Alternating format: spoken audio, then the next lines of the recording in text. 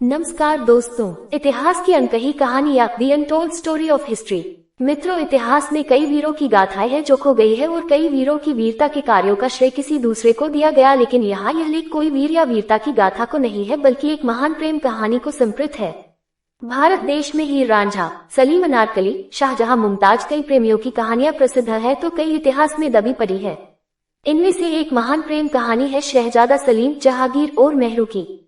मेहरू का पूरा नाम मेहरुनिया था और वो एक विवाहित महिला थी जिसकी एक कन्या भी थी, लेकिन शहजादा सलीम इस शादीशुदा औरत से दिलो जान से मोहब्बत करता था, इतना प्रेम करता था कि उसके अपने पिता अकबर से भी मतभेद हो गया था, क्योंकि अकबर ने सलीम से मेहरू का निकाह नहीं किया था बल्कि उसका निकाह शेर अफगान से कर दिया था। इसलिए सलीम चाहता था कि किसी तरह अकबर को गद्दी से उतारकर खुद बादशाह बन मेहरू से निकाह कर लूं। लेकिन अकबर प्यार में विश्वास नहीं करता था। उसका मानना था कि सुंदर स्त्रियां भोगने के लिए होती है, गले बांधने के लिए नहीं। सन 1604 ईस्वी में अकबर आगरा में इतना बीमार पड़ गया था कि उसे दस्त और पेट में ऐंठन होने लगी थी। उसका समय निकट आ गया था, उसे किसी को अपनी गद्दी और राजपाट का उत्तराधिकारी घोषित करना था।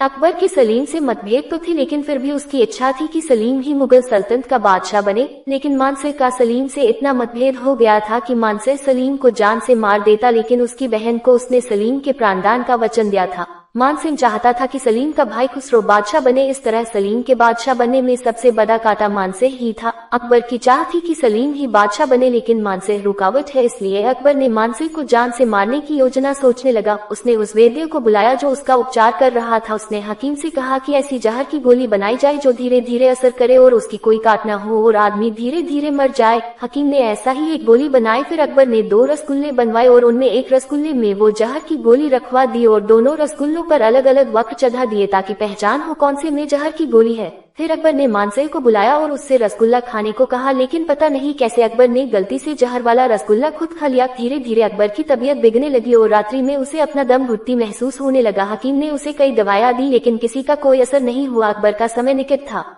अकबर ने किसी तरह सलीम को अपने पास बुलाया और उसे बादशाह घोषित किया और अपनी कटार सलीम की पीठ पर बंधवा दी। लेकिन सलीम को अपने बादशाह बनने से खुशी नहीं थी, क्योंकि उसकी मूल इच्छा तो ईरानी विवाहित औरत एक कन्या की मां मेहरुमियत की थी। बादशाह बनने के बाद सलीम ने शेर अफगान को दूर किसी मिशन पर भेज दिया और सलीम गुप्त रूप से मेहरू से भेंट करने गया और मेहरू को निकाह का प्रस्ताव भी दिया, यहाँ तक कि उसे शहजादी बनने का लालच भी दिया, लेकिन मेहरू ने इनकार कर दिया। उस दिन जहांगीर बहुत क्रोधित हुआ और उसने इतनी मदिरा पी और नशे में बदबदाने लगा। इस तरह सलीम ने कई बार मेहरू को मनाने की कोशिश की, लेकिन हर बार वो असफल रहा। लेकिन वो मेहरू से इतना प्रेम करता था कि उसने कभी जबरदस्ती नहीं की, नहीं तो मुगल खानदान में तो जो सुंदर युवती दिखती उसे लौड़ी भी बना लिया जाता था। लेकिन सलीम ने मेहरू को लौड़ी नहीं बनाया। लेकिन सलीम था तो पागल आशिक। उसने शेर अफगान का धोखे से आगरा में कत्ल कर दिया और मेहरू को निकाह का संदेश भेजा, लेकिन फिर मेहरू ने अस्वीकार कर दिया। इसी तरह बार बार असफल होने के बाद अंत में सन 1611 में मेहरू ने उसे निकाह करने की स्वीकृति दी और इस प्रकार 42 वर्ष की आयु में जब जहांगीर खुद दादा बन चुका था, तब उसने अपनी प्रेमिका मेहरू से निकाह किया। इस प्रकार उस प्रेम कहानी का अंत हुआ जिसमें पुत्र को पिता के प्रति विद्रोह करना पड़ा, किसी सुहागिन को विधवा बनना पड़ा और एक प्रेमी को अपनी प्रेमिका के लिए वर्षों प्रतिज्ञा करनी पड़ी। यही मेहरू आगे चलकर इतिहास में नूरजहां, नूरमहल के नाम से प्रसिद्ध हुई। ऐसे महान आशिक को हमारा सलाम है।